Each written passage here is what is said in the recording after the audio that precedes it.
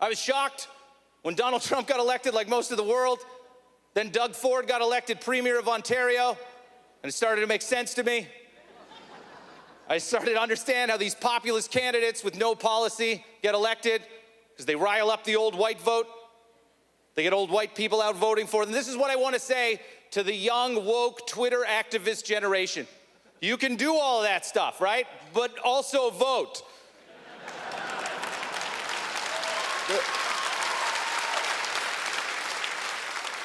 The voting part is the most important part. Retweeting is not voting. Because old white people vote. They outvote young people in every single election, and there's less of them because it's important to them. It matters. They know how important it is because they grew up in a time where they had to conserve tin and got oranges for Christmas.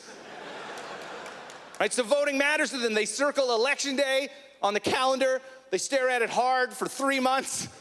They wake up at 6 a.m. the morning of, eat a hard-boiled egg, and ruin our futures.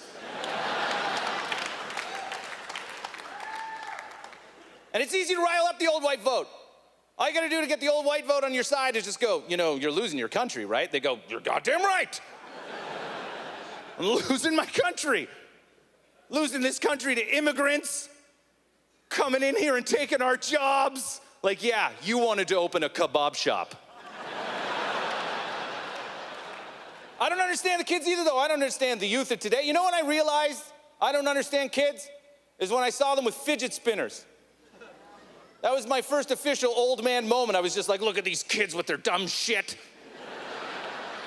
Get a haircut. I hated fidget spinners. Then I thought about them for like a minute.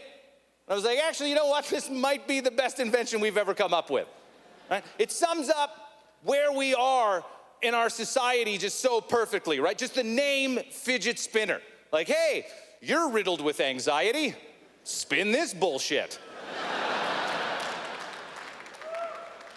We got nothing for you. We're not even trying anymore. Here's some shit to spin until everything goes dark. Just have that sudden creepy feeling of your own mortality? Spin that shit. Just read an article on climate change titled "Past the Point of No Return"? Spin that shit. Just have your second kid with your high school sweetheart and realize, fuck, I am gay. Spin that shit. Spin away the gay.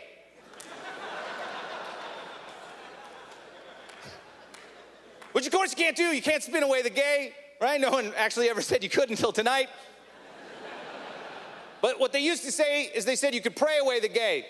They believed in gay conversion. There's people who thought they could make kids who thought they were gay not gay through prayer, right? It's not a foolproof system by any means. My kid thinks he's gay. I'm gonna make him not gay. Well, how are you gonna do that? Well, I'm gonna send him to a camp with a bunch of other kids who think they're gay.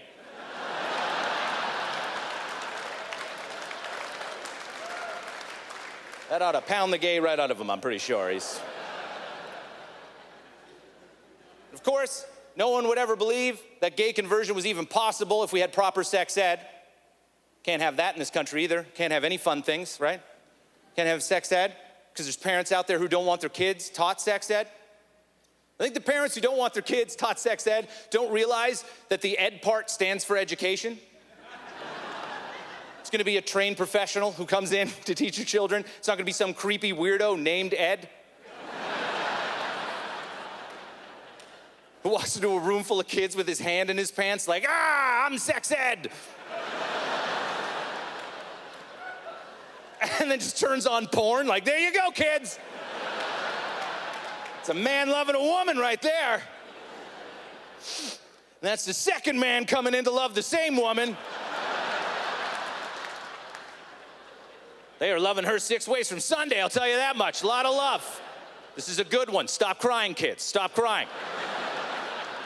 Because if you don't let a trained professional, a teacher, teach your kids about sex, you know who has to? You. And no parent wants to have that conversation with their kids, so let somebody jump on the grenade for you. Right? My dad gave me the sex talk when I was a kid. It was terrible. It's one of the worst ones on record. The only thing I can give him credit for is when he chose to do it. We were driving home and we were only 2 blocks away. end game. Not a lot of room for follow-up questions. Starts out the sex talk with, so Nick, you know what sex is, right? I'm like, no. I'm a child. I'm an empty vessel. Fill me with knowledge. Why would you think I came pre-programmed with that information? He's like, shit. All right. Well, sex is when a man puts his penis into a woman's vagina. And then I went, ugh. Then we pulled to the driveway. That was it. End of sex talk.